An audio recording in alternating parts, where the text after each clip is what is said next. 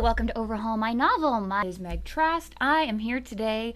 We're going to talk about Hansford's new book, and I will let him introduce himself. Well, good morning or good afternoon to everybody. My name is Hansford Robert Hull, and my name actually comes from my grandfather's. The Hansford comes from my father's side, and the Robert comes from my grandfather's side, and, well, the Hull, that's just me. So I'm just happy to be here. This is an exciting time, and for me, and I think it's an exciting time for Meg too. And I want to share that I'm keeping my hands under the table because the very first time Meg and I met and I started talking about And Darkness Comes is I took my hand and very gracefully hit my cup of coffee, and it was 16 ounces of nice hot coffee from Starbucks, and managed to spill it all over Meg and all over her books. So that's kind of how we started. And at that particular time, the book actually was just a book. And Meg kind of looks at it and says, I think this is a trilogy. And that's where our journey began. I'm not wearing the coffee stained pants today, but Hansford has seen me. I have worn them many times. He spilled coffee on my favorite pants, and it was the beginning of a lifelong friendship. It got a lot of attention in the store, needless to say, and we had to move tables, but we did successfully. And after that, I think then we sent it off, and Erin did the first beta read. Yeah, her screen name is like Erin Shenandoah, I think, is the name, and she actually does book reviews too. Erin Shenandoah. She does book reviews. She does beta reading. I met her in Narrativity in 2019. That event that I want you to go to. So we took all of the comments that Erin gave me, and I just took them to heart. And so then we took the one book, and here I'm moving my hands again, so look out microphone, and a lot of work, a lot of massaging, a lot of papers everywhere in my, quote, office. And then one became three. Do you remember one of our first meetings after the coffee spillage? After the coffee?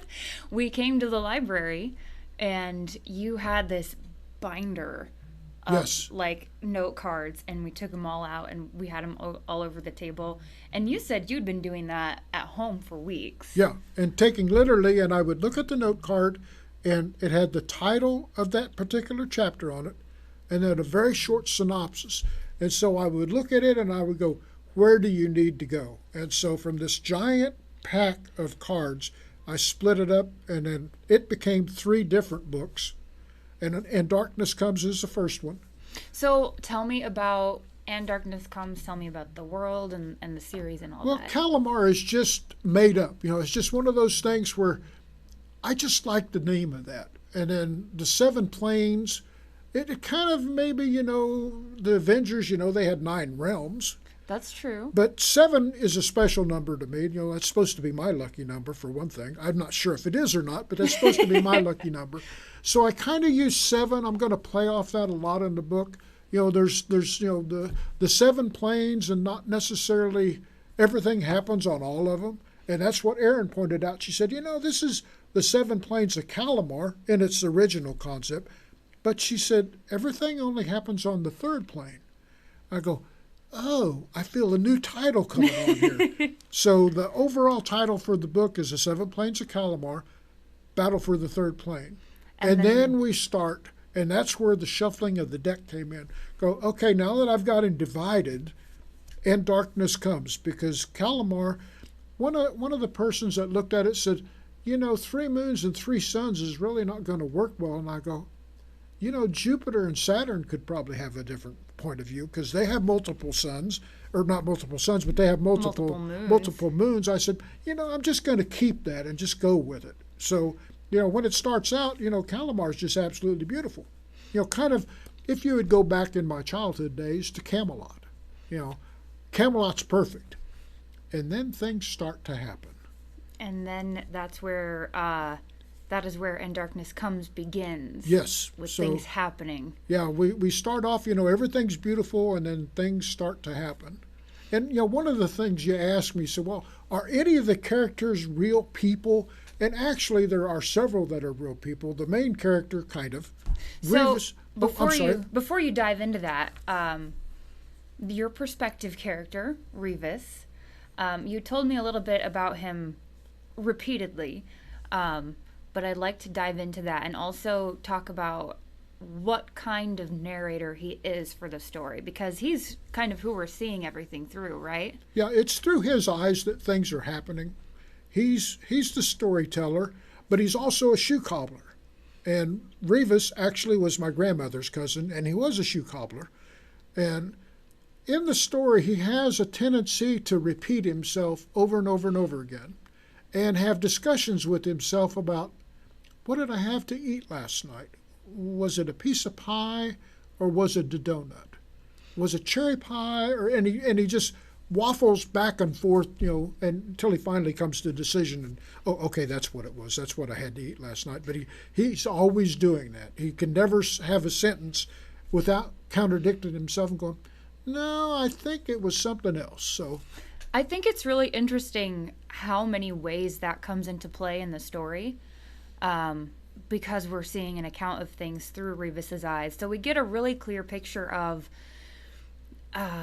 unreliability when he's in the diner, specifically when he's talking to Miss Katie, because his indecision and his unsurety is paramount in those scenes. So how do you feel like that affects like the narrative for the rest of the story? I think it kind of builds on the narrative, because he's always talking, and then people will wonder, oh, great, is this just another one of the cobbler's stories that he made up that has nothing to do with anything? Or is he telling us something that's already happened? Something real. Or is it something that's going to happen? And of course, there are those within the crowd there at the end that, they believe what he's saying. Those are true stories. And then there's others that just pooh, oh, no, they're not. He's just making them up. And then things start to happen. And then everyone begins to wonder if this... There's one story that he tells that's about the chosen. And that's probably the one that really has people scoffing. Well, who are these chosen? Well, and it seems like a pretty outlandish story. And I don't want to spoil the book for anyone. But the story of the chosen that Revis shares seems ridiculous when you look at it objectively and, from the perspective of someone who doesn't know if Revis is telling the truth. Well, and then you factor in that these are children born. They're born. So people are going, how can a child do anything? But then the children are both nurtured and taught as they grow. And one of the things that they have to do is they have to be protected because they're children. Well, and what's happened on Kalamar is it's gone into a dark mode. Darkness is starting to take over the whole planet. And so both of the children of the chosen are moved to Earth on a different timeline, and they're hidden in time. And that's where their learning begins, here on good old planet Earth. And that is sort of the premise of the first book. Aside from darkness falling, Benny and Kaylee, the chosen, surviving and they've got to adulthood. They've got a lot to learn. And a lot to get through.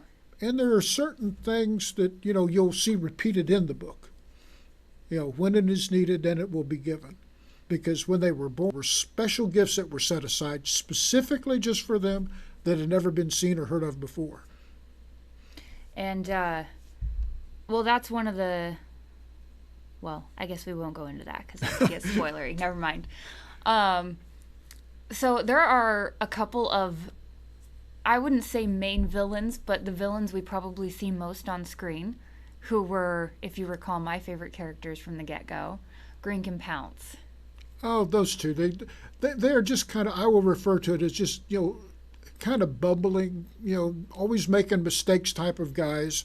And they speak in a kind of British Cockney accent. So, you get the impression that these two guys just are not very intelligent. And they continually bicker back and forth between each other. But for some reason, now can I tell about who the dark character is? Yeah, the main villain. Yeah, the main villain is Lord Zorleg, and that again is just another name. I picked it out. I just reached up in the air and said, "Well, that sounds good to me," and there I am moving my hands again. So that's the main character, and for some reason these two fell into favor with him, and they're the ones that are sent to find Benny. He's a young boy. They know he's a young boy. Now, how they got to where they're at, they don't understand, but they just know they're exactly where they're supposed to be because that's where Zorleg sent them. And nobody asks or wonders where Zorleg got his power from because he was like everybody else. And then one day, something happened. All of a sudden. Something happened. Something that you'll have to read the books to find out about. So we covered Zorleg. Let's take a step back from the story aspect for a minute and talk about the process a little more. When did you decide to write a book, and why did you decide that Kalamar's was the story that needed told? I think probably because it's been a long process of writing it, because there would be times where I would write and then I would stop. And that's why my book was so big and so fragmented, would probably be the best way to put it, because things were not written in sequence. There was no outline. I just grabbed things, and when I'd have an idea or I'd hear some words, go, I know where that goes.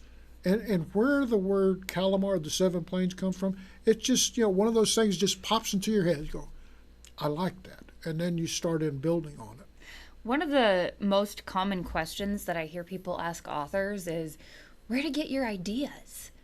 But I think it's true for you, and probably true for most authors, is I don't get them. They get me. Well, and they just explode. Yeah. You start writing something, and you can testify to this because, we had X number of chapters, and then we sat down and we had a little brainstorming session, and then all of a sudden we end up with 10 more chapters. Because you start writing, and the idea just, you start on a roll, and then you just can't stop. It blooms. Because once upon a time, you may have sat there and you write 5 words. You go, I don't know what else to put down.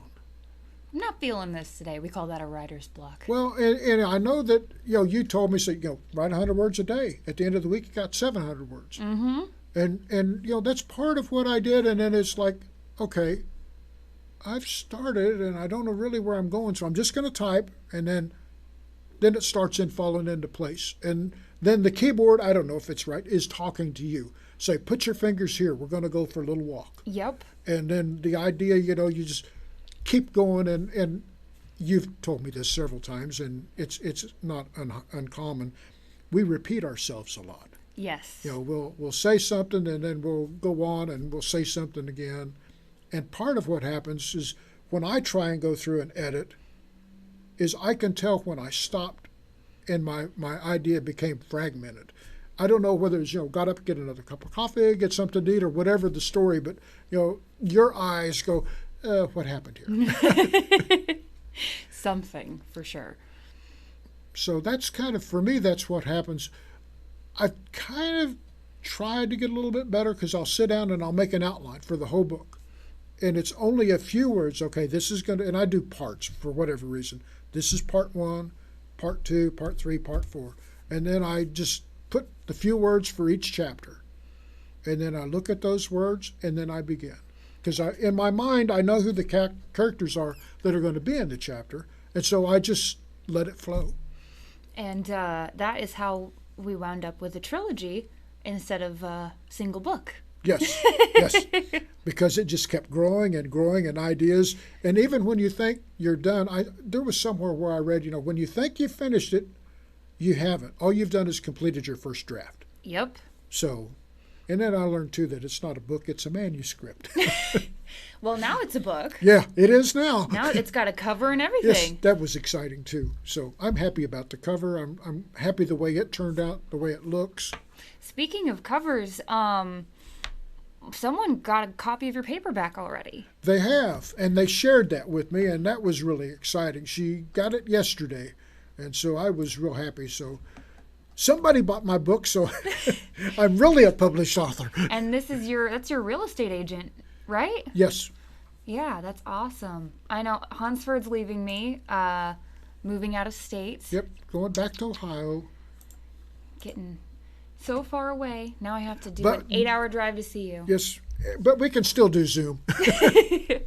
And I'm sure we have lots of Zoom to come. Oh, yes, we do. So,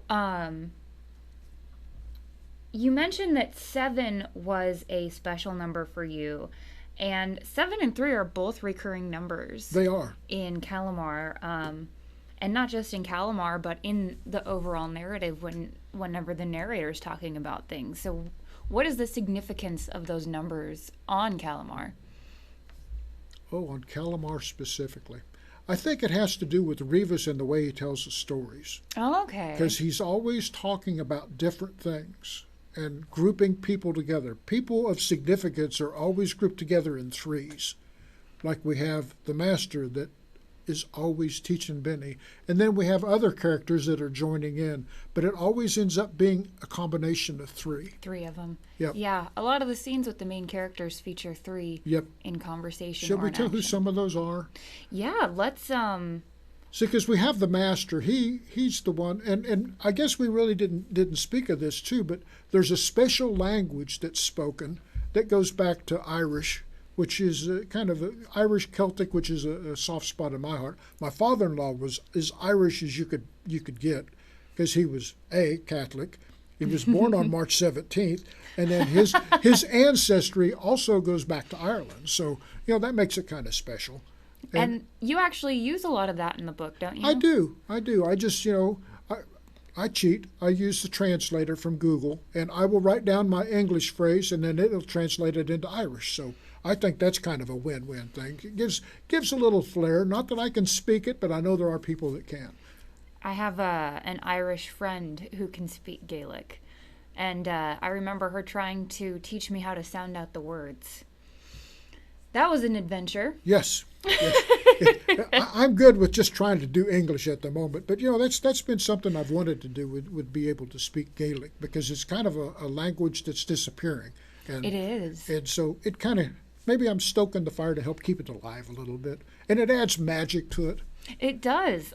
Gaelic is the origin language for a lot of our modern fairy tales. Well, and then you look at the Lord of the Rings.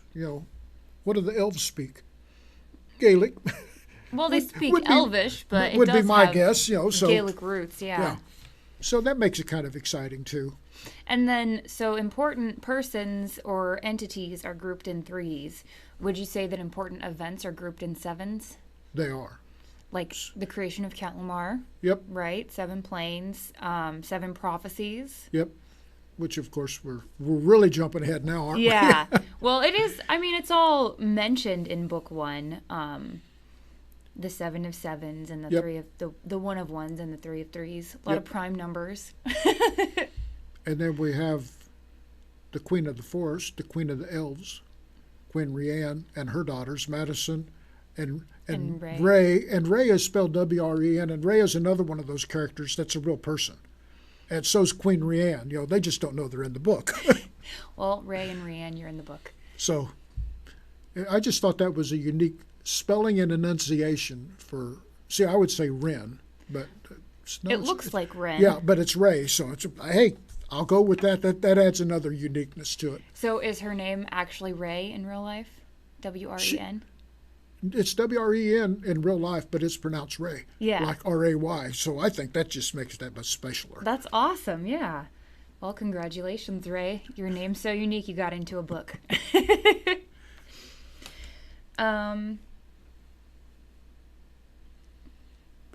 I have a bunch of notes and I am already like...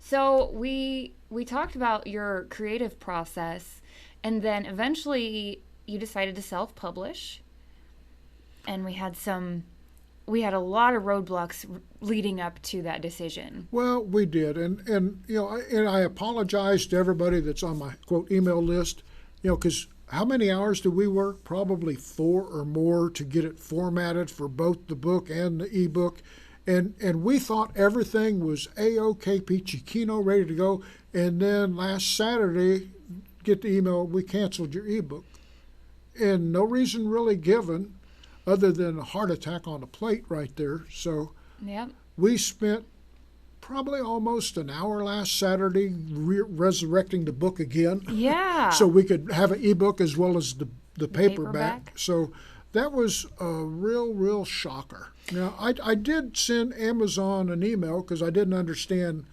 why, and I sent them, the actual manuscript and the cover. And I think about 3 hours later, they said, well, your book is canceled. We can't do anything about that, but we will allow you to, go ahead and go through the process again. So we did. And it's like, what did we put here last time?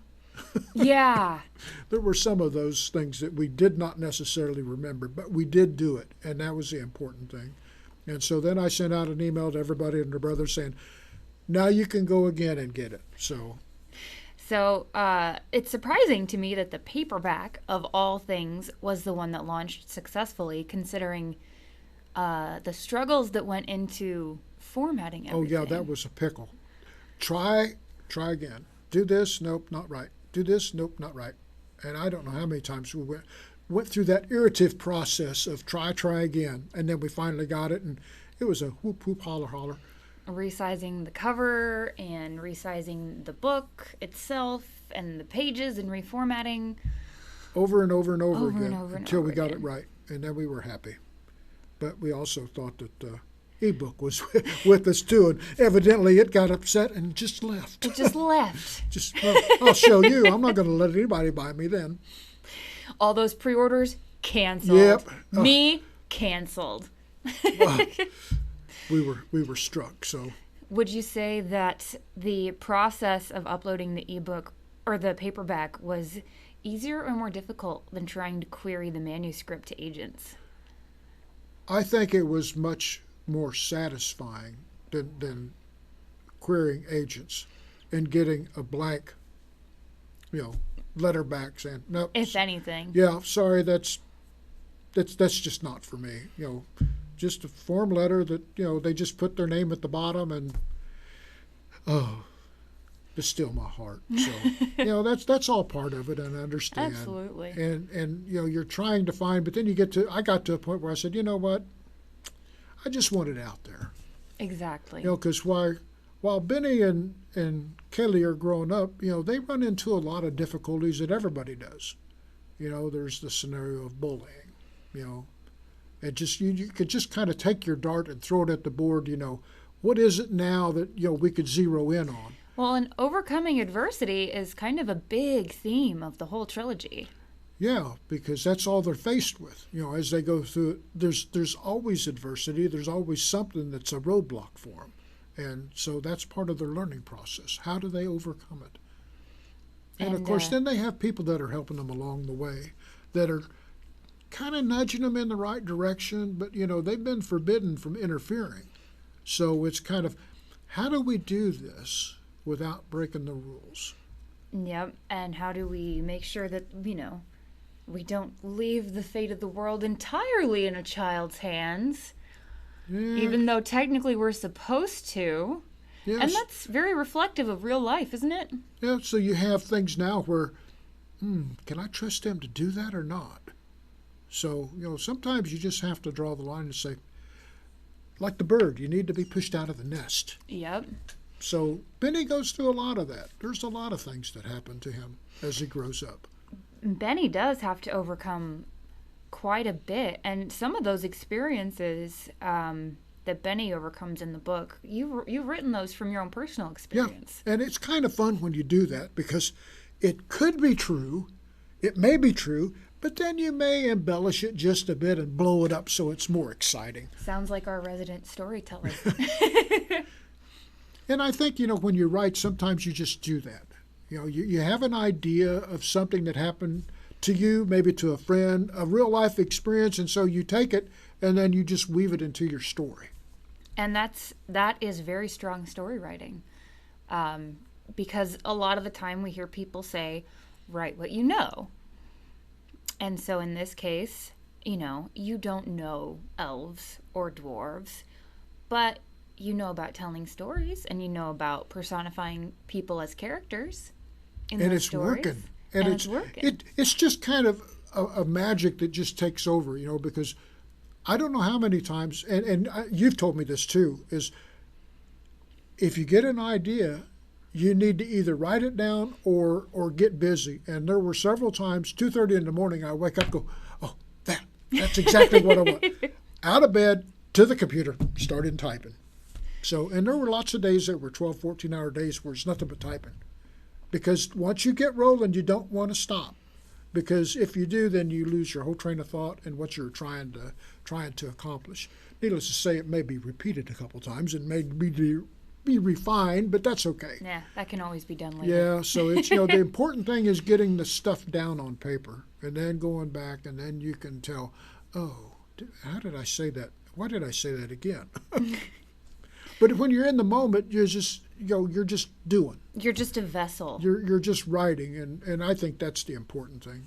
But the important thing is you got to do it. You can't go, oh, I just don't feel like writing today. I'm not going to. What did you let slip away? Exactly. What would you say, speaking of overcoming adversity, was your biggest challenge to overcome when you were drafting and editing and publishing? Well, I think, as I look back, not being organized, not having, because after the fact, oh, you're supposed to write out like an outline to write? I just like rolling dice. Okay, what is it this time? An idea would strike me, and that's what I would do. There's Right. something in this chapter that's happening that I want to write down. Now, where does that fall in the sequence of things? Absolutely no idea. But as I progressed, then I started going, that outline is probably a good idea. So that way it kind of puts you on a track to relate things together so it's not fragmented, going, well, this makes absolutely no sense here. Have we had that happen? How would you say that experience and learning from that has simplified your process going on to the next book? Oh, I think it's really made it a lot simpler. Because now I have the outline to go by. And, of course, now we're into the outline didn't cover everything, but then still it allows you to draw upon, where is the story going, as opposed to, just Kind of willy-nilly. Yeah, exactly. It has to. You have to have a plot as to where you're going. Some idea. Yep. And again, this is the first book, and I think it surprised you when you got to the end of it. Did it not? It was wonderful. Wonderful. So it was the words every writer wants to hear when you write more than one book. Oh, now I've got to buy book 2. Yep. And now we've got to wait for book 2. So. Of course, I've read book 2. Yeah, I've read all of them. Yeah. It's sitting only the fingertip away, so it's right there ready. I'm excited for this. You're the first author that has published under Overhaul My Novel and Two Doctors Media Collaborative as a collaborative effort. You're sort of our first indie author joint publication, which is really exciting for us. We get to present this incredible fantasy series right off the bat. That said, and how much I enjoy kind of having you and your legacy to myself, if you could pick a publisher, do you have an idea which one you would choose? That would be just, at this point in time, a complete unknown. Because there are so many, which genre do they do? Yeah, that's you true. don't want to get one, that does westerns for a fantasy. So there's a little bit of homework that has to be done there. Unless it's a Western fantasy. Well, that could be true. So the answer to that question is he would pick Overhaul My Novel every time. Yes. Not going to complain about Overhaul My Novel. I'm glad. And how long ago did we meet now? Almost 2 years on the dot, ain't it? Well, it was January, was it 2019? I Gosh. think. Was it that long ago? Yeah. 2.5 years? January Well, that where I could say, 2019? oh, is it that long ago? Yeah, it had to be 2019. Yeah, I guess you're right. Wow. Because 2019, that was when we took one book and made it into 3. That's right. And then started the process of And we really spent getting months, serious. Yeah. And I want to thank the people because I've had 2 different people, Sharon and Penny, that have been my proofreaders. They are just golden. You can't work without a proofreader. Absolutely not. I don't care how good you think you are. You need another set of eyes because there comes a point where you know what's there. Yep. But what you're reading isn't really what's there. It's something different, and the second set of eyes or third set of eyes are the ones that'll pick it up. Absolutely. So you found your proofreader, your final proofreader through Fiverr, right? No, they were actually just online friends. Oh, but okay. the cover was from Fiverr. That's right. Yeah. Les is from Germany, and I just think she does an outstanding job on that them. cover, we can actually, I'm going to go back to that for a second. And you can see it kind of tiny here, but, I mean, just look at that. Well, and it gives you can see the darkness, and the gentleman that's there, that's supposed to be Lord Zorleg. Look at that looming figure over that burning land and the shadows and the giant moon. It really, and the castle, that's Zorleg's keep right there, isn't it? Yep. So he's looking at the destruction that he's wrought on Kalamar, on the third plane. That's so communicative. I mean, and look, you can even see the little moons in the background. Slowly getting blotted out. Beautiful. Absolutely stunning. And that's... Yeah, I just think, and with her, it was, okay, pick something. I said, okay, I see what you've got. None of it matches. Here's what I want. And then she just took my words and poof. And that was one of the first drafts, wasn't it? Yeah. Yep. Of that cover? Yep. I forget what it was that we changed. There was something that we had to change, and I just don't remember what it was. I think that was for the cover for book 2. But it ended up being really good. Yeah. I'm very excited for everyone to be able to see all of the cover art and read all of the books. But the focus right now is on book 1. Yeah, it's hard not to jump ahead, and so it's kind of like zip the lip and throw away the key. Man, so this is a project that's been, at least for me, 2.5 years in the making. And then for me, writing, it probably goes back, jeepers, into 2006, 2007. Wow. Where I would write something and then, write for a bit and then just put it away and not do anything and then come back to it and then write some more. And every time I would do that, then new characters start to appear. Well, and that still happens. New characters appear. Need new characters. I got a hole here. I need to fill. Need some new characters to put in there. So it makes it really fun. You just allow your creative juices to go. So you've got almost 15 years of scribbling in that book. That's a lot of personal history. That's a lot of life changes that have happened for you, the author, and in the industry. So even from when we started, it was just ginormous changes. You had this incredibly huge, colorful, vibrant world and a story you wanted to tell. And I think your biggest roadblock at that point was not knowing where to begin. And that's true. Where to begin and how to make it flow. Yeah. Where do I start and then what happens next?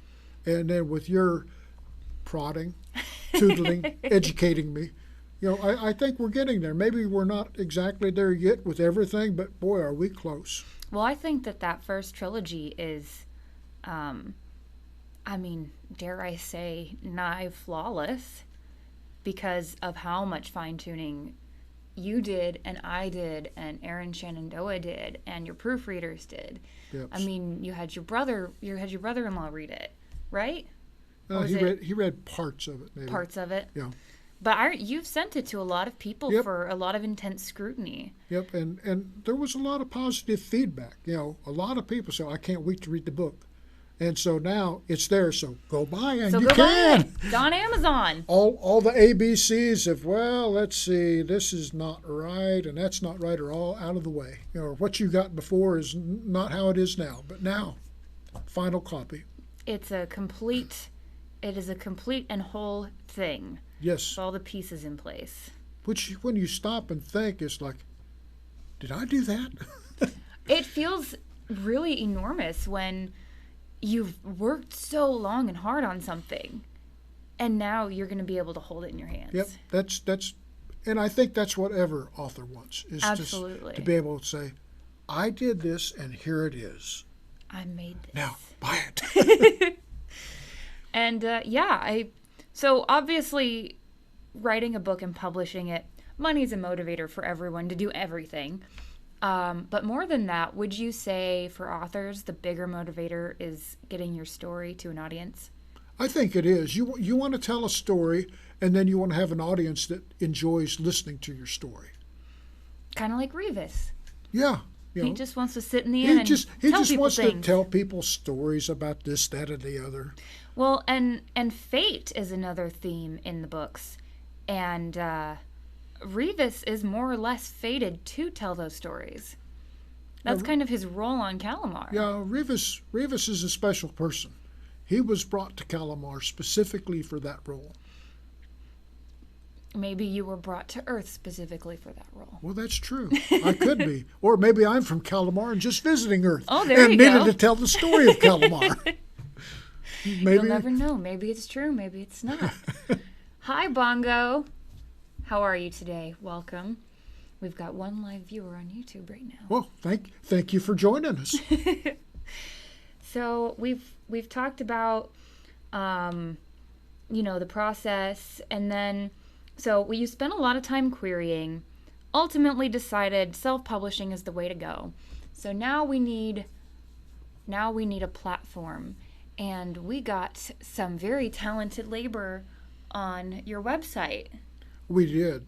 I really enjoyed working with Goldie. She's the one that put the website together, and I will send her an email or call her and say, "Can we make this change?" And it's not instantaneous, but it's quick. Yeah, so she really does a good job with what she does, and I'm happy, you're happy, and so we're both happy. So it's the website is out there for everybody to go see. And what is the URL for your website? Oh, how simple. HansfordRobertHull.com. HansfordRobertHull.com. So Goldie Powell is the creator of Cyber Creations with a Z. It's really tiny on my shirt, so I don't know if you can see it. She is a local here in Kansas City. She and I actually met at a Better Business Bureau conference in 2018. And she is a web designer. Beautiful web content and page building. I mean, your website is smooth as butter all the way across. Mm-hmm. And she works with a lot of independent authors. So what was sort of we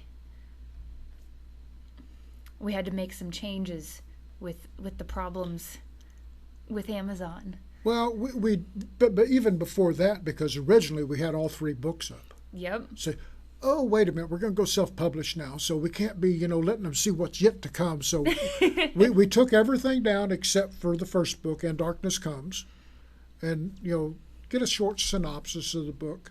And then there's a link that you can click on if you want to, send me an email.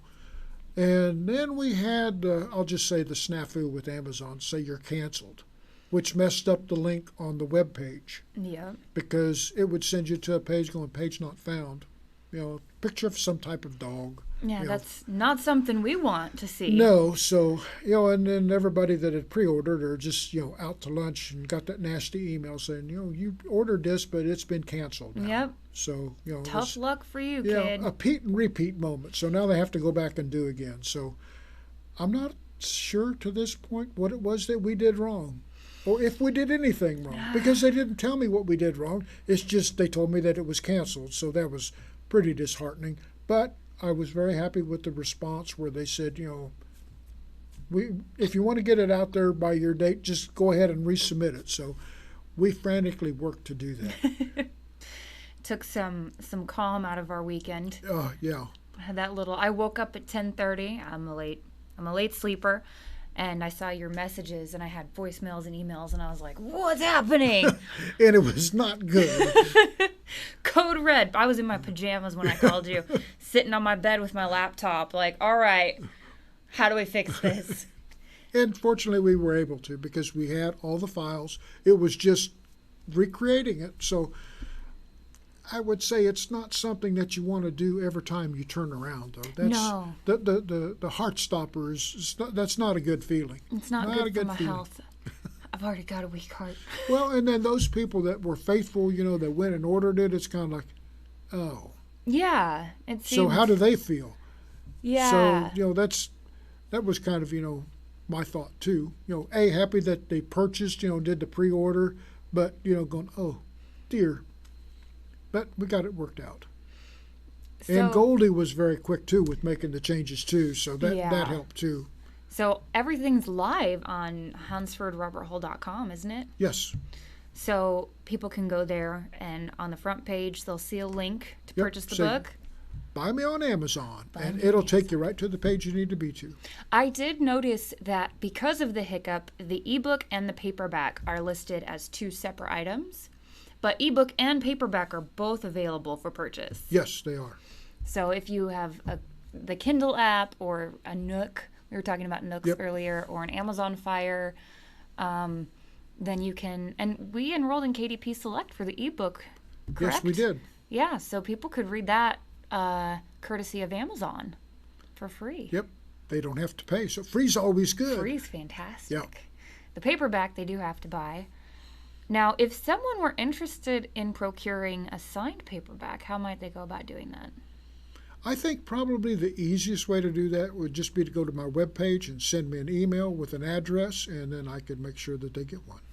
There you go. If you want a signed paperback, go to HansfordRobertHull.com and click on that contact link at the top. Click on the contact link. Ask for one. Say, I would love to have one. I'm sad that I haven't gotten my paperback yet because you're leaving and I wanted to have you sign it before you went. Well, you may be the first one I mail it to then. or I'll see you at Narrativity. That's true. You could. I think you'll be closer from Ohio. It's a closer drive to Minneapolis, I think. It's probably going to be the same thing, I think. Yeah, probably. A long distance. Yeah, too far. It's only 8 hours from here, though. And I have no idea how far it is from Columbus, so. That's fair. I'm trying to think. So, Chris Tavener, the other editor that I work with, and the one who's doing the copy editing for the newest book, he lives in Columbus as well. So if you still find yourself craving a face-to-face with an editor, he's fantastic. Yep, so that would be an easy thing. I'm sure many places in Columbus where we can sit and chat. And maybe you can pour some coffee on him this time. Yeah, I was actually going to say the different. Hopefully I won't spill coffee all over him and ruin his favorite jeans as well. They weren't ruined, to be fair. Yeah. The coffee did come out. At the moment, we thought they were, though. Yes. As well as your 2 books that I soaked. Those books are actually fine as well. It's the 2020 Writer's Almanac or whatever it is, now that it's coffee stained, and it's sort of like a trophy. A real trophy now. Yeah. Since from where we began to where we are. My rite of initiation. Yeah. I remember talking to author Stephen Bruce a few years back, and someone handed him a book that had like food stains along the edges of the page, and apologizing, like, hey, I know this book isn't in great condition, I've just read it a lot of times. And Steve said, I actually really like it when people bring me copies of my books and they look abused. As opposed to pristine, like, what'd you do, buy it and put it on a shelf? Right. So how would you feel if someone brought you a coffee-stained copy of And Darkness Comes? What sweet memories that would be. Or I could spill coffee on it for him. So. There you go. You could offer that at your first book signing. Get my hands to moving again and knock just things like, over. Set your book down and then there you go. It's initiated. Every book has its own unique coffee stain.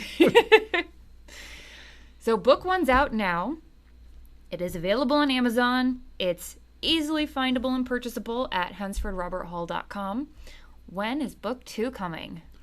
December is going to be the release date for book 2. Thought it would be perfect for a Christmas present. That would be great for a Christmas present. That way, somebody could have that underneath the tree and just sit down and read and say, Mom, don't bother me until I'm finished with this book. That's one of those, have you heard of those, like the Christmas Eve boxes that families do? Get like a pair of pajamas, a packet of hot cocoa, and a book. My parents do this every year now. We're Jewish, so we don't celebrate Christmas, but we have like a Christmas Eve party where everyone gets a new set of pajamas and we all get dressed up in our pajamas together on Christmas Eve and drink our hot cocoa and read our own books by the fire.